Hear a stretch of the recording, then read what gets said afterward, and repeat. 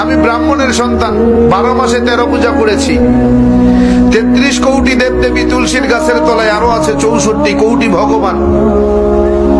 আমি 21 বছর গবেষণা করে বেদ, পুরাণ, রামায়ণ, মহাভারত, জেন্দাবেস্তা, স্মৃতি, শ্রুতি, মনুসংহিতা, শ্রীমৎ ভাগবত গীতা, রাজভোগ আর কালীভোগ ছাড়াও অসংখ্য কিতাবাদির উপরে, সংস্কৃত ভাষার উপরে পাণ্ডিত্য অর্জন করে ডিগ্রি নিয়ে 44,441 খানা মন্ত্র পড়ে 30,000 মন্ত্র মুখস্থ করে দেখলাম তাদের ধর্মগ্রন্থে কোথাও নেই তার কোনো প্রমাণ।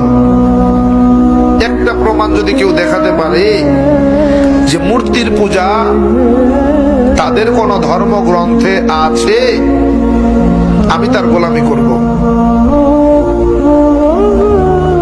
একটা মন্ত্র যদি দেখাতে পারে, তাদের বেদ বলে নাট আসতে, প্রতিমা আসতে, আমি সৃষ্টিকর্তা ঈশ্বরের কোন প্রতিমূর্তি নাই, প্রতিচ্ছবি নাই, আকার নাই, আকৃতি নাই, আমাকে দেখা যায় না, ধরা যায় না, ছোঁয়া যায় না, আমি লাল, নীল, হলুদ নাকি সবুজ তা বুঝাও।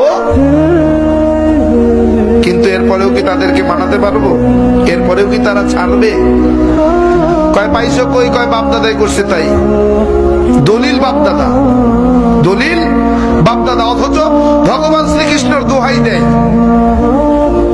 ভগবান শ্রীকৃষ্ণের দোহাই দেয়। ভগবান শ্রীকৃষ্ণ শ্রীমৎ ভাগবত গীতার 7 নম্বর অধ্যায়ের 20 নম্বর পৃষ্ঠার মধ্যে বলেন, অন্ধতম প্রবিশান্তি অসম্ভূতে মুপাস্তে।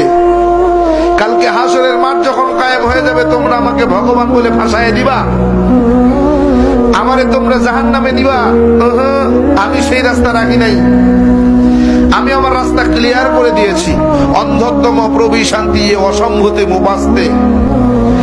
অন্ধকারের পূজা, মূর্তির পূজা, গাছের পূজা, মাছের পূজা, আগুনের পূজা তারাই করে যারা অন্ধকারের মধ্যে ডুবে রয়েছে, যাদের ভিতরে কোনো আলো পৌঁছায় নাই, যারা এখনো আলোর মুখ দেখে নাই, তারাই কেবল গাছের পূজা, মাছের পূজা, আগুনের পূজা, পানির পূজা করে।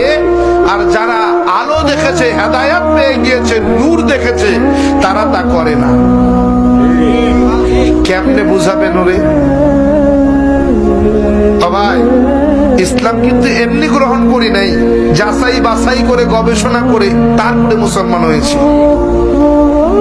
এরকম হাজার হাজার মন্ত্র বলা সম্ভব। কোরআনে হাকিমের 30 পারা 114টি সূরা, 6,666 মতান্তরে 6,238 আয়াতের সঙ্গে এই 30,000 মন্ত্রের হুবহু মিল আছে।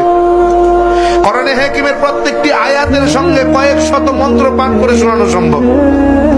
শুধু তাই না, প্রত্যেকটা মন্ত্রের কিতাবের নাম, অধ্যায় নম্বর, পৃষ্ঠা নম্বর, শ্লোক নম্বর বলার মতো যোগ্যতা আল্লাহ তাআলা আমাকে দিয়েছেন।